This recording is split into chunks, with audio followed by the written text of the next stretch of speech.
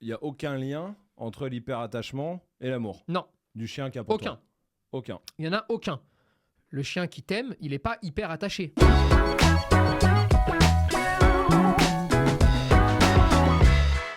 Salut bande de chiens, bienvenue, nouveau podcast. J'espère que tout va bien pour vous. Ça va Tony? Ça va et Tout toi? va bien pour toi? Bon, ça va toujours. Bon, bah super. Aujourd'hui, on va parler l'hyperattachement qui est un des rares troubles qui fait plaisir un peu. Qui fait plaisir parce qu'il est mal interprété. Eh oui, mais c'est vrai, parce que souvent, il y a des gens qui disent, qui sont un peu fiers de dire, ouais, mon chien, il est hyper attaché, parce que du coup, ça fait un peu genre, Il t'aime. il m'aime beaucoup, tellement qu'il a du mal à se séparer de moi. On va C'est en ça. parler. Je vais te demander évidemment comment on reconnaît l'hyperattachement. Est-ce qu'il y a des différences dans l'hyperattachement? Est-ce que des fois, on dit pas que le chien est hyper attaché alors qu'il l'est pas vraiment, mais on met ça au-dessus. Bref, il y a plein de choses. En tout cas, j'espère que vous en apprenez toujours plus grâce à ce podcast. Si c'est le cas, commentez déjà si vous êtes sur YouTube. Allez-y, dites-nous vous si vous avez des expériences avec des chiens qui ont été hyper attachés peut-être, ou on vous a déjà dit ça, vous connaissez quelqu'un. Et puis si vous êtes sur toutes les plateformes de podcast, sur Spotify, sur Apple Podcast et partout ailleurs, n'oubliez pas de noter le podcast et de mettre les 5 petites étoiles qui font grave plaisir. Et on sera encore plus attaché à vous. Voilà. Bon, parlons de l'hyperattachement. Est-ce que déjà c'est pareil que l'anxiété de séparation? On peut se dire c'est la même chose ou pas? Non, Parce que des fois on entend ça aussi. non, c'est pas la même chose, mais ça y ressemble beaucoup quand même. Hein. Ok. En fait, tu vas avoir surtout les mêmes, beaucoup de conséquences en commun. Ok. D'accord? Ouais. Le chien va être nerveux, peut devenir malpropre parce qu'il est nerveux, Ouais. ne veut pas te quitter. Ouais. Et après, tu vas avoir aussi quelques différences. Sur un hyper attaché, il peut tout à fait aller se servir dans tes affaires. Ouais, Par alors, exemple. justement, tiens, comment on reconnaît, on va commencer par là, comment on reconnaît, c'est quoi un peu les symptômes? Je t'en donne, j'en ai vu un peu sur internet, tout ça, tu vois, tout ce qu'on peut un peu lire, je te donne et tu me dis si c'est vrai ou pas, si ça Ouais. peut l'être en tout cas, pour comment reconnaître un chien qui est hyper attaché. Par exemple, il va chercher des vêtements ou des objets qui ont ton odeur à toi et il les détruit systématiquement quand t'es pas là. Est-ce que Peut-être. ça peut être Peut-être. une des causes en Mais tout cas? attention, parce que tu as l'hyper-attachement. Ouais, Ensuite, tu as autre chose, mais qui n'a rien à voir. C'est le flicage. ok, Ah, là, c'est la merde. d'accord. Parce que c'est quasiment les mêmes symptômes, les mêmes réactions, les mêmes façons de faire. Ouais, Sauf que c'est pas de l'hyper-attachement.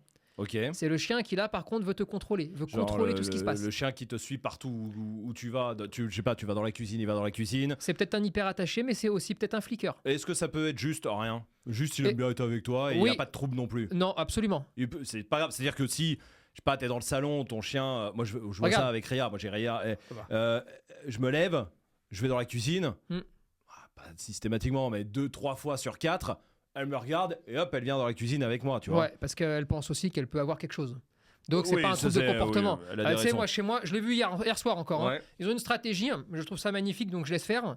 À chaque fois que je vais me lever pour débarrasser, Ouais. j'ai mon mâle qui me suit dans la cuisine et j'ai ma femelle qui, donc, comme je suis plus à table, qui va lécher la table. Ok. Parce qu'elle pense que tout ce qui est en dehors de mon assiette est autorisé. Bon, c'est un autre débat. Mais si tu veux, Ouais. les deux, en fait, ont une stratégie, tout simplement. Ils Ouais. ont réfléchi. Ouais. Ils n'ont pas de trouble. Ouais. Ils sont pas ni hyper attachés, ni ce que tu veux. Ouais. Ils sont juste pas cons.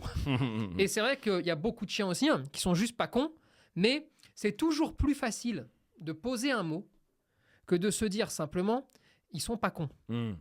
Parce que ça rassure un peu l'être humain aussi. Tu sais, à chaque fois que tu vas poser un mot sur une situation, un mot précis, d'accord, Ouais. ça te fait du bien. Ça te met dans un confort, en fait, de Ouais, réflexion ouais. même. Hein. Ouais, ouais. Et donc, c'est vrai que l'hyper attaché, on le balance un peu à toutes les sauces. C'est vrai. Le chien qui veut des câlins, il est peut-être un peu hyper attaché. Mm. Le chien qui dort sur tes pieds, il est hyper attaché. Le chien qui veut tout le temps être avec toi, il est hyper attaché. Bref, Mm. on va te le balancer un petit peu à toutes les sauces. La vérité, c'est qu'il y a très peu d'hyper attachés, heureusement. Ah ouais? Heureusement. Bah pourtant, merci. Ça, c'est un petit téléphone qui sonne comme ça, voilà. C'est le scintillement de la vie finalement. Oh, ça, c'est beau, ça. Bah écoute. On va le mettre en citation. Oui. Parce le que toi, je scintillement de la pense vie. que toi, tu veux jouer contre moi. En citation. Ouais, parce que rappelle-toi que j'en ai quand même fait une C'est vrai. avec 5 ou 6 000 likes. C'est vrai, c'est vrai. Un euh, chien, c'est comme une étoile filante, même quand il n'est plus là, il brille. C'est exact, je m'en rappelais c'était plus du tout. celle-là, tu vois, mais c'était bah, bien absolument sûr. ça. Ce qui d'ailleurs au passage Ne veut rien dire. du tout. Bon, revenons sur l'hyperattachement. Par exemple, tiens, si tu te rends compte que ta porte d'entrée, elle est, je te dis des trucs que j'ai vus, hein, elle est grattée par l'intérieur. Hein, du coup, Oui. ton chien gratte quand t'es pas là. Est-ce que ça peut être un signe? Bon, attends, tu me demandes quoi là? Si on peut y voir des signes de tout, tu sais, parce que. Non, mais attends, ce matin, le ciel est devenu orange, d'accord? Ouais. Je me suis dit, il y a peut-être un signe. Ouais, non, c'est peut-être des extraterrestres. Non, en fait, c'est juste le sable du Sahara. Oui, qui est passé au-dessus. Qui est dans le bordel. Oui. Non, mais tu vois ce que je veux dire? Ouais. Un signe de quoi? Imagine-toi, il a envie de pisser ou il a envie de chier. Ouais. Il est chez toi, il a envie de pisser. Bah, qu'est-ce qu'il fait? Il va gratter à la porte. Oui. Ou alors. Toi, t'es dehors, en train de t'amuser, en train de faire du bruit. Lui est dedans. Oui. Il vous entend, d'accord? Il a juste envie de venir. Il n'est pas hyper attaché. Il a envie d'aller jouer. Okay. Qu'est-ce qu'il fait? Il va gratter à la porte. Combien il y en a qui font ça? Oui, donc c'est pas forcément. Il y en a qui aboient. Il y en a qui grattent. Ouais. Ils sont pas hyper attachés. Et il paraît qu'un chien qui est hyper attaché ou qui fait de l'anxiété de séparation, bref, il a toujours des attitudes très juvéniles, genre appel au jeu, il lèche, il fait des gémissements, il a des attitudes de soumission. C'est pas vrai. Voilà, j'ai lu tel quel. Hein. Non, mais d'une part, c'est pas vrai, d'accord. Ouais. D'autre part, c'est des raccourcis qui vont, ça va trop vite. Ok. L'hyper attaché, le vrai danger de l'hyper attaché, hormis le fait qu'il a une vie de merde, d'accord, c'est l'agressivité après. C'est le fait qu'après, il accepte plus personne dans ton cercle à toi, s'il est hyper attaché à toi. Parce qu'il te protège ou parce qu'il te... Parce qu'il est hyper attaché à toi, alors après il devient jaloux, après il devient possessif.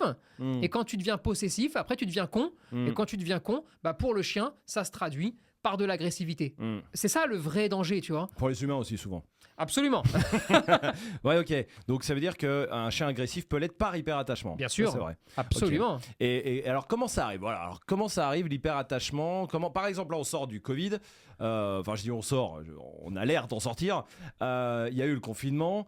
Et on dit, ouais, ça a fait des meutes de chiens hyper attachés parce qu'on est resté 3 mois, 4 mois avec eux enfermés à la maison. Est-ce que ça peut commencer comme ça l'hyperattachement ou non, c'est plus de choses que ça quand même? Il en faut un peu plus. Maintenant, c'est vrai que c'est un point de départ. Hein. C'est un point de départ et c'est très gênant. À mon sens, le Covid n'entraînait pas ça. Je pense que les autorités, les éducateurs canins, les vétérinaires ont leur part de responsabilité là-dedans.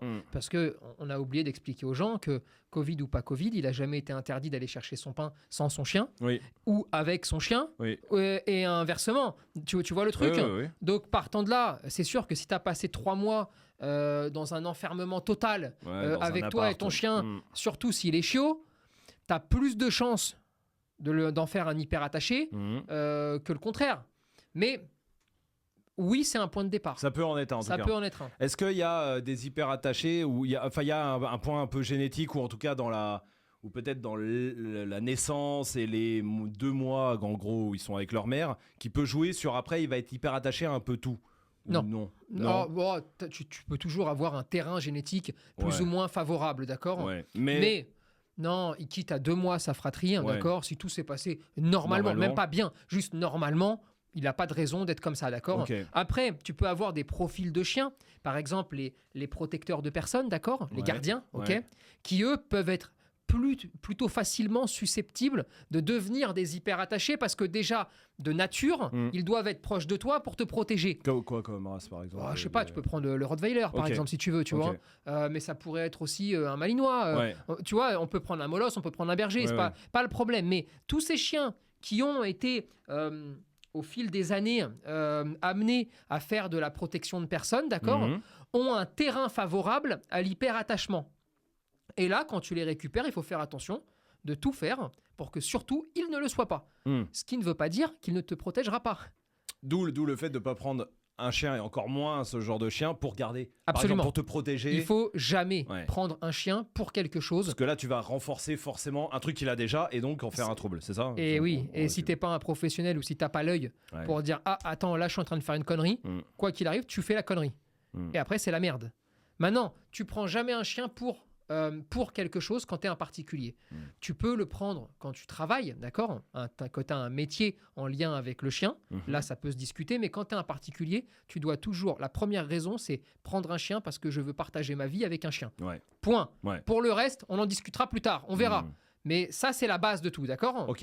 Est-ce que c'est facile de faire un hyper attaché, nous, par nos... Bien sûr. Ouais, c'est facile d'en faire un? C'est facile d'en faire un parce qu'on a des sentiments un peu biaisés. Regarde, quand tu récupères un chiot, c'est vrai que les premiers temps, tu n'as jamais envie de t'en séparer. Donc, tu vas rester à côté tout le temps. Alors que le top niveau, d'accord? Le top, c'est qu'au bout de 10 jours, 15 jours, d'accord? Eh bien, je sais pas, t'ailles chez tes grands-parents et que tu laisses le chien 3 heures avec eux. Et puis ensuite, tu vois le truc, c'est lui mettre une vie où tu lui fais comprendre que parfois tu es absent, mais ça ne veut pas dire que tu ne reviens jamais, tu vas revenir. Ouais. Et en fait, lui va se sentir bien un petit peu partout à un moment donné. Pareil, le fait de ne pas le sortir va créer un hyper attaché. Parce que qui dit sortie, dit qu'il voit des humains. Dit aussi qu'il voit des chiens. S'il voit des chiens, il va partir jouer avec eux. S'il joue avec eux, il est à distance de toi. Il s'éloigne forcément. Oui. Et oui. Et entre les moments de jeu avec les chiens et toi, au milieu de tout ça, il y a d'autres chiens, il y a des humains, il y a des vélos, il y a la vie. Et il se rend bien compte qu'il ne t'arrive jamais rien. Et qu'il ne te perd pas non plus. Résultat, là, tu es en train de travailler pour justement ne pas avoir un hyper attaché, ne pas avoir un chien à trouble de comportement. Parce que c'est un trouble, hein. C'est un vrai trouble, l'hyperattachement. C'est vrai qu'on a commencé avec ça, mais si on veut insister un peu, c'est vrai que c'est... Moi, j'ai vu, en formation, notamment, des gens qui disent « Ouais, on m'a dit qu'il était hyper attaché. » Ils ont des galères parce que le chien est souvent agressif ou il a des problèmes, mais tu sens que ça leur fait un peu plaisir parce que la vie, elle est chiante avec leur chien parce qu'il est agressif, il veut bouffer tout le monde. Ben, du coup, ce petit côté hyper attaché fait plaisir parce que je pense qu'il y a un peu d'amour. Enfin, en tout cas, ça fait penser à l'amour, à tout ça, quoi. Ah, je suis d'accord avec toi. Et puis, vraiment, le vrai danger, c'est que la plupart du temps, ils ne le sont pas. Parce que, tu vois, en formation, on en voit beaucoup où les gens arrivent en disant « c'est un hyper attaché, on me l'a diagnostiqué ». Non, en fait, il est hyper peureux. Et là, en fait, il n'est pas hyper attaché à toi. Il a juste peur du monde extérieur. C'est pas un hyper attaché, ça. Hein. Mais pourtant, visuellement, tu vois la même chose devant toi. Hein. Ouais, c'est vrai, tu as le chien qui reste attaché, enfin collé à toi. Collé à toi, il est hyper attaché. Non, il est peureux. Ouais. Et après, quand il attaque alors qu'il est près de toi, d'accord, eh bien, il est peut-être pas jaloux, mais il est peut-être juste peureux. Là, encore une fois. Et il n'est pas forcément protecteur. Parce que peut-être que la ressource, s'il est peureux, c'est lui-même. Et pas toi. Et donc là, on n'est pas sur de l'hyperattachement. Hyperattachement, c'est toi qui l'intéresse. Sur un peureux, c'est pas toi. Pourtant, visuellement, quand tu le rencontres comme ça, eh bien, c'est un des trucs en commun que tu vas retrouver. Donc, il faut faire gaffe à tout ça. Est-ce qu'un chien qui a mal appris la solitude, donc du coup, qui ne la supporte pas, qui hurle ou qui aboie tout le temps quand il est seul, tout ça, ça veut dire qu'il est hyper attaché? Non. C'est deux choses différentes. Non plus. Okay. Le vrai problème, d'accord, c'est que sur l'hyperattachement, tu as énormément de symptômes que tu retrouves dans une demi-douzaine, soit d'apprentissage de base, soit de troubles de comportement. Et donc, tu as vite fait de faire un mélange, tu fais une bouillie et tu n'y comprends plus rien, et après, tu balances le mot hyperattaché, parce que c'est le premier truc que tu vas balancer. Il faut faire gaffe à tout ça. D'où le fait d'apprendre les choses correctement pour arriver à distinguer ce qui est du défaut d'apprentissage et ce qui est de l'autre côté d'un trouble de comportement. Un chien qui n'a pas appris à rester seul, il peut détruire, il peut être anxieux, il peut faire pipi dans la maison. C'est pas pour autant qu'il est hyper attaché. Il sait juste pas rester seul. C'est différent. C'est pareil, un chien qui te suit partout dans la maison, partout où tu vas, il te suit. Tu mets la main sur la poignée de la porte, il court, il gueule, il hurle. C'est pas forcément un hyper attaché, c'est peut-être un chien qui est juste pas assez sorti, qui s'est pas assez dépensé. Moi, ça m'arrive à la maison, je vais pas te mentir. Ça a dû m'arriver il y a 3-4 jours. Je les ai pas sortis le matin. J'ai fait l'enfoiré de flemmard, d'accord ? Ok. En temps normal, quand ils sont sortis, je peux t'assurer que je peux aller pisser, ou je peux aller ou sortir, travailler ou faire ce que je veux. Les deux, ils dorment. Personne m'a calculé. Ils sont même pas au courant que je suis parti. Ah, quand ils sont pas sortis, là, c'est la guerre. Puis là, ils te le font payer en plus chez moi. Attention. Et là, tu pourrais te dire, ils sont cinglés. En fait, eux, ils sont même pas hyper attachés. Ils sont hyper attachés. Et ils sont fous. Parce que ça se met à pleurer dans tous les sens. Tu les connais, hein. Ils sont pas hyper attachés. Non. Ils sont juste pas sortis. Et ils me le font payer. Voilà. Okay. Ils me font payer la facture. C'est un peu comme si tu oublies un peu, si tu tardes un peu à les nourrir, genre la gamelle, normalement, c'est, je sais pas, vers 20h, 21h, puis qu'il est minuit parce que, je sais pas, pourquoi tu n'as pas nourri à minuit. Dès que tu bouges un doigt, ils sont en mode en fait, c'est juste qu'ils ont envie de bouffer et pas de l'hyperattachement ou du flicage. Ou absolument. Tout ça, quoi. Très bien. Alors, comment on règle ce problème-là, justement? J'ai vu que, par exemple, ou pour l'éviter ou pour le régler, il fallait pas dire bonjour à son chien, au revoir à son chien quand tu rentres, quand tu t'en vas. C'est un des gros trucs qui revient, c'est ça. C'est de pas dire, de faire un non-événement du fait que tu t'en ailles ou que tu. Mais tu sais, le fait de faire un non-événement de ça, c'est déjà un événement. Donc on peut le tourner comme on veut, ce truc-là. Non, c'est une connerie sans nom. C'est une connerie sans nom, mais ça, c'est une vraie dérive de l'éducation canine qui nous amène aujourd'hui à nous poser des questions qui ne servent à rien. C'est-à-dire que moi, je les vois, les pauvres gens. Ils se demandent maintenant s'ils ont le droit de marcher, s'ils ont le droit de parler, s'ils ont le droit de le regarder. Parce que alors, tu peux plus le regarder, le chien, et de caresser. Ça, c'est un truc qui revient. Même pour l'hyperattachement, on te dit de pas trop faire de câlins. Surtout pas. Tu vois, ne va pas le caresser. On sait jamais. Il pourrait apprécier ça, tu vois. Et en fait, on confond tout, tu vois. Mais la vérité, c'est que si tu veux pas avoir un hyper attaché, ou si tu veux en tout cas l'aider à l'être de moins en moins, d'accord ? Petit 1, il faut sortir. Petit 2, il faut aller jouer. Petit 2, il faut faire des activités. Petit 3, effectivement, toutes les activités qui vont être à distance de toi sont plus intéressantes. Ça ne veut pas dire qu'il ne faut faire que ça, mais c'est plus intéressant. Oh, la première activité comme ça qui me passe par la tête, c'est d'aller au parc, de le détacher et de le laisser jouer avec des chiens, d'accord ? Et si tu as un hyper attaché qui lui reste tout le temps collé à toi parce qu'il est emmerdant, tu vois, parce que lui il a un vrai problème, eh bien dans ces cas-là, tu fais la même chose, mais tu marches. Ne reste pas statique. Plus tu vas marcher, plus tu te mets en mouvement, moins déjà les chiens vont aller l'emmerder, d'accord ?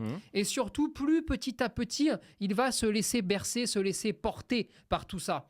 Et si vraiment il reste collé à toi, eh bien, refais la même balade avec les mêmes chiens, 4 fois, 5 fois, 6 fois, 7 fois, qui se rendent compte qu'en fait, c'est des vrais potes. Et là, plus il va les considérer comme des potes, plus il va partir tranquillement, plus il va se rendre compte que toi, ma foi, t'es toujours là, et voilà. Et plus ça va aller tranquillement. Donc, ça veut dire que de faire, de pas dire bonjour, de pas dire au revoir. Ah non, c'est une connerie. Ça ne sert pas à grand chose. Ah, ça ne sert à rien. Ça ne sert strictement à rien, si ce n'est à le rendre encore plus anxieux. Parce que imagine-toi, si déjà il est anxieux, et qu'en plus, toi, tu te barres comme un voleur, et quand tu rentres, tu fais la gueule. Au final, il va être encore plus anxieux. Et de réduire, j'ai vu ça aussi, de réduire son espace pendant ton absence, quoi. Grosso modo, pour le rendre moins anxieux, moins pour l'hyperattachement. J'ai lu ça. T'as lu ça, mais sur quoi ? Sur un site, un grand site. Non, je voudrais le nom, le prénom. Je veux pas. Un grand site internet lié à l'éducation canine, mais enfin, un site normal. Je vais pas sur des trucs extrêmes. Je vais vraiment sur les trucs que tout le monde va voir. Comme moi, je me suis renseigné à l'époque. Mais non, mais plus tu vas réduire son espace vital, plus tu vas essayer en fait de le rassurer en lui disant voilà, ne t'inquiète pas, le temps que je sois pas là, on a réduit tout ça, tu vois. Mais encore une fois, tu ne peux pas régler ça. Ça ne se règle pas comme ça. À aucun moment, tu ne peux régler l'hyperattachement en t'y prenant comme ça. Alors, est-ce qu'on peut le régler seul, l'hyperattachement, ou il faut faire intervenir quelqu'un quand même ? Ouais, si le mal est déjà là. Oui, si le mal est déjà là. Vraiment, et qu'il est ancré, oui, appelle quelqu'un, d'accord ? Maintenant, si tu es au tout début et que tu te rends compte que c'est pas bien méchant, tu peux le régler tout seul. Alors, dans les trucs qu'il faut faire. Petit 1, c'est pas interdit, par contre, de lui apprendre qu'il y a des pièces dans lesquelles on peut pas aller. Ça permet simplement, par de l'éducation, de l'obéissance, là, après, de lui dire, voilà, tu vois, cette pièce-là, tu n'y as pas droit parce que moi, je te dis que tu n'y as pas droit. Eh bien, mine de rien, ça commence déjà à vous détacher l'un et l'autre. Mais ça commence aussi à faire comprendre à ton chien que quand toi, tu lui dis quelque chose, pas de danger, pas de problème, ne t'inquiète pas, ça va rouler. Ça va te faciliter la vie pour le reste.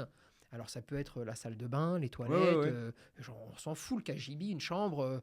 Tu fais ce que tu veux.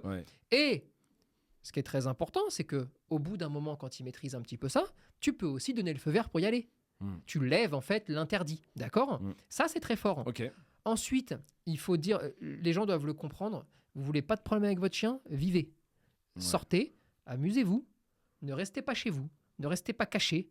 Quand les invités viennent chez vous, laissez le chien dans le salon, laissez le chien là où il est, laissez le chien aller dire bonjour. Si le chien saute sur les gens pour des câlins, eh bien, faites-lui des câlins, au moins jusqu'à ce qu'il ait 10-12 mois. Puis après, on discutera toujours de comment il doit se tenir quand les gens arrivent. Voilà. Sortez dehors, faites-le jouer avec des chiens, montrez-lui des gens, vivez. Si tu vis, t'as pas de problème. Si tu vis pas, tu vas renforcer soit des aptitudes naturelles, soit des troubles qu'il est en train de prendre. Et là, c'est la merde. Et alors après, tu peux travailler sur les ordres à distance, comme le pas bouger, pour travailler l'hyperattachement. Tu peux faire plein de choses. Mais, à un moment donné, n'attends pas que ce soit trop ancré. Regarde, on a eu une hyperattachée qui est venue sur la dernière formation. Bon, qu'est-ce qu'on a dû faire ? On a récupéré la chienne et on a dit à la famille, repartez chez vous. On la garde la journée. D'accord ? Oui. Bon, cette chienne-là était hyper attachée. Une vraie hyper attachée. Anxieuse, qui refusait tout, qui refusait de jouer, qui refusait tout s'ils n'étaient pas là. Bon, ils sont partis. On l'a gardé avec nous en classe, donc 25 personnes, 20 personnes plus tout le monde, tout le bazar. Staff, Qu'est-ce qui se passe ? Il se passe qu'au bout d'1 heure, 1h15, elle a commencé à se poser, elle a commencé à voir qu'on était plutôt cool, elle a commencé à venir réclamer, elle a commencé surtout à essayer de se réattacher à quelqu'un. Et en fait, tu te sers de ce réattachement à quelqu'un, d'accord, pour lui dire « Super, tu t'es réattaché à moi, nickel. Et là, moi, je m'enlève. » Et comme ça, elle se réattache à quelqu'un d'autre. Et encore à quelqu'un d'autre. Et encore à quelqu'un d'autre. Jusqu'en fait, à la fin, où elle ne se réattache plus à personne parce que toutes les personnes se retrouvent au même endroit. Et là, il y en a tellement qu'on ne peut plus s'attacher à autant de personnes aussi vite. D'accord ? Et là, tu commences à jouer. Et là, tu commences à t'amuser. Et là, tu commences à lui dire, mais t'as vu que finalement, la vie, elle est vachement cool, même quand tes maîtres sont pas là. Et cette chienne-là, elle va jouer, s'amuser. On va pouvoir faire revenir les maîtres. Et elle va pouvoir jouer à côté de ses maîtres et se mettre à distance. Bref, d'une hyper attachée, tu passes à une plus attachée. Mais toujours aussi aimante. C'est pas le problème. Ça veut dire qu'il n'y a aucun lien entre l'hyperattachement et l'amour. Non. Du chien qui a pour toi. Aucun. Il n'y en a aucun. Le chien qui t'aime, il n'est pas hyper attaché. L'hyperattachement, c'est un trouble. C'est un vrai trouble du comportement. Voilà. L'hyper attaché, c'est quelqu'un qui a toujours peur de te perdre. Perte de vue, perte de tout, d'accord ? Mais qui peut plus vivre. Il s'empêche de vivre. Il arrête tout. Donc ça veut dire qu'avant de dire mon chien, il a de l'hyperattachement, tout ça, il y a quand même, on peut pas le dire pour le moindre petit truc, ça se voit, quoi. C'est ça ? C'est toujours pareil. Si, tu peux le dire pour le moindre petit truc, mais parce qu'on est sur un hyperattachement de niveau 0,2 sur 20. Oui. Non, mais tu vois le truc. Oui. Tu sais, souvent, c'est vrai on adore mettre des mots. On adore ça. Il est réactif, il est machin. Puis en fait, tu te rends compte que non, il a juste une personnalité la plupart du temps. Et il est un peu à cheval sur la discipline. Il est un peu concon. Il est un peu machin. Mais ça en fait pas un grand méchant, d'accord ? Pour l'hyperattachement, c'est pareil. C'est pas parce que ton chien, il aime bien être près de toi et te demander une caresse qu'il est hyper attaché. Il faut y aller tranquillement. Et ça se passe. Simplement, en fait. Et ça se passe très bien, tu vois. Très bien. Donc c'est ça le truc à retenir, en tout cas. C'est soyons pas contents. Il faut jamais être content. Il faut jamais être content que ton chien ait des troubles. C'est comme le chien qui est agressif et qui te défend. T'es pas content généralement. Putain, il faut pas être content.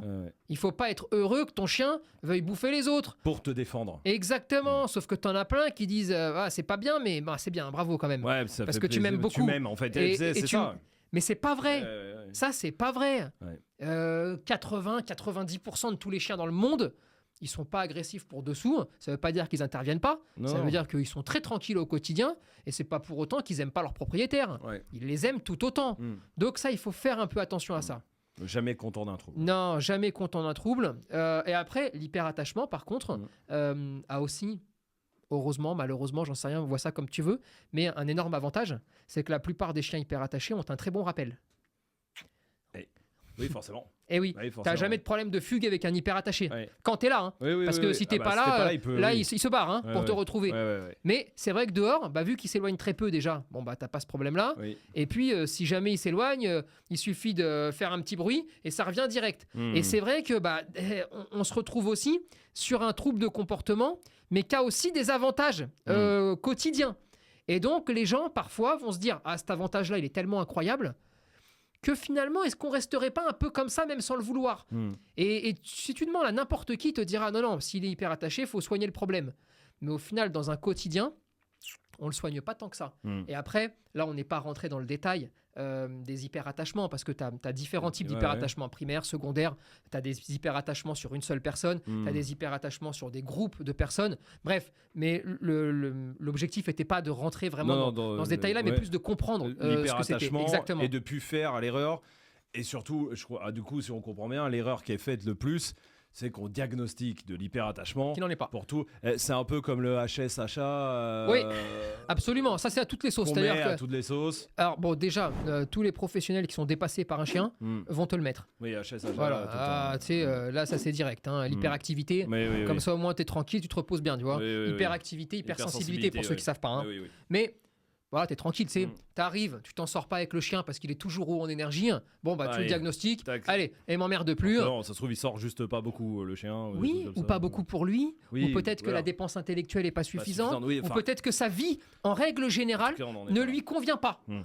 Voilà. Donc, pour l'hyperattachement, pareil. Voilà, le but de ce podcast, c'est vraiment de faire comprendre à tout le monde que on le met pas à toutes les sauces et il faut pas que ça fasse plaisir quand on... Absolument. Et petit conseil quand même pour tous ceux qui ont peut-être des chiens hyper attachés ou qui pensent avoir des chiens hyper attachés et qui appellent un professionnel. Essayez quand même, vous savez, la question m'est beaucoup posée de savoir comment tu choisis un bon éducateur canin. On avait fait un podcast là-dessus, mais on pourrait en faire 12, tu vois. S'il y a peut-être un truc quand même, c'est si on vous pose un diagnostic en vous disant il y a un peu d'hyperattachement a priori, mais on va regarder tout ça, on va régler le truc, tu vois. Ça ne me dérange pas. Si vous avez des gens qui débarquent avec des grands mots, d'accord, avec des hyper attachés, hyper actifs, hyper machin, ultra trucs, mettez-les dehors. Non, vraiment, ça veut même pas dire qu'ils se trompent. Ça veut dire qu'ils se trompent dans la façon de faire avec vous et dans la façon de faire avec le chien. Ils n'ont pas à vous raconter ces trucs-là, ils n'ont pas à vous le sortir comme ça. Et l'idée, c'est de régler les problèmes. Il faut quand même rappeler à tout le monde que le travail d'un professionnel du comportement, c'est de régler les problèmes de comportement. Pas de poser des mots et de dire allez vous faire foutre. Et si ça marche pas, c'est pas ma faute. Voilà. Très bien. Eh ben merci pour tout ça. J'espère que vous en avez appris un peu plus sur l'hyperattachement. En tout cas, maintenant, vous savez à quoi vous en tenir. On se retrouve semaine prochaine pour un autre podcast. Podcast cette fois-ci. Très bien. À toutes les fins de Bande de Chiens, tu vas nous faire un petit truc. Bien sûr, évidemment. Bon, à la semaine prochaine. En tout cas, n'oubliez pas les 5 étoiles. N'oubliez pas les 5 étoiles. Vraiment, on est sur une pépite de fin de podcast.